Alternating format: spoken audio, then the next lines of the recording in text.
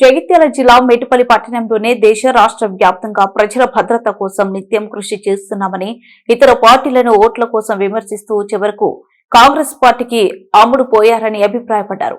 MLA doctor Kalvakuntla Sanjay మాట్లాడుతూ, కేవలం 6 సభ్యులతో కూడిన కాంగ్రెస్ పార్టీ చైర్మన్ పదవి చేపట్టడం ఒక బాధాకరమైన పరిణామమని తెలిపారు.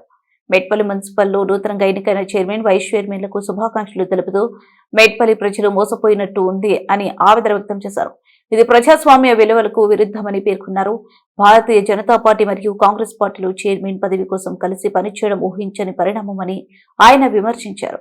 ప్రతిరోజు మైనార్టీ సామాజిక వర్గాలను విమర్శించే బీజేపీ నాయకులు అవసరం వచ్చినప్పుడు మద్దతు ఇస్తే వైస్ చైర్మన్ పదవి ఇస్తామని చెబుతూ ప్రజలను మోసపోతున్నారని ఆయన స్పష్టం చేశారు. దేశం కోసం, ధర్మం కోసం అని బీజేపీ అంటుంది. ఆఖరి వస్తే వాళ్లతో కుమ్మక్కైన బీజేపీ నాయకులు బండి సంజయ్ కుమార్, ధర్మపురి అరవింద్ మైనార్టీలకు టికెట్లు ఇవ్వడం అవసరం రాజకీయాల కోసమేనని ఆరోపించారు.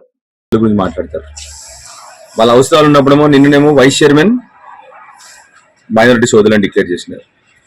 మొన్న ఇద్దరు బండి సంజయ్ గారు కానీ ఇటు ధర్మపురి అరవింద్ గారు కానీ ఇద్దరు కూడా మైనారిటీ అభ్యర్థులకు టికెట్లు ఇచ్చినారు.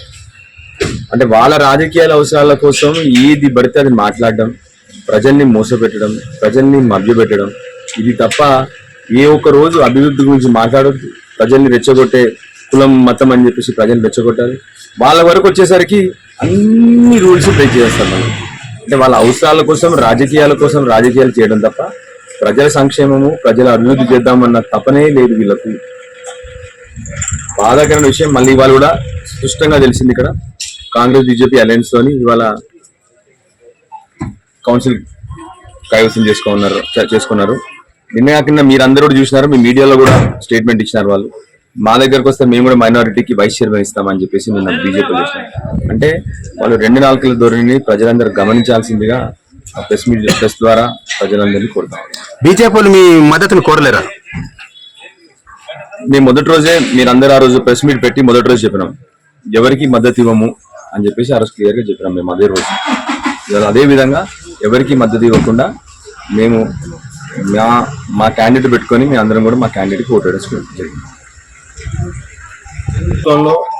తప్పకుండా మీరు అందరూ కూడా మున్సిపల్ చైర్మన్ మీద యాక్షన్ తీసుకోవడానికి అందరం కూడా రిప్రజెంటేషన్ ఇద్దాం. నేను కూడా మీతో మీ అందరితో మా జర్నలిస్ట్ మిత్రులకు, మా విలేకరులకు జరిగిన అవమానం, మొత్తం మెట్పల్లికి జరిగిన అవమానం, అది తప్పకుండా ఏదైతే వాళ్ళు ప్రామిస్ చేసినారో మరి నాకు అర్థమవుతుంది. ఎందుకంటే కాంగ్రెస్ బీజేపీ వాళ్ళు చెప్పుకుంటారు, వాళ్ళ లోపల వాళ్ళు చేస్తున్న వ్యవహారం అంతా బయటకు వస్తుందని చెప్పి మీ అందరికీ స్క్రీన్ పెట్టున్నారని చెప్పి నాకు డౌట్ వస్తా ఉంది. ఇప్పుడు చెప్తున్న విషయం ప్రకారం 100% చైర్మన్ గారి చర్యని పూర్తిగా ఖండిస్తా ఉన్నాను.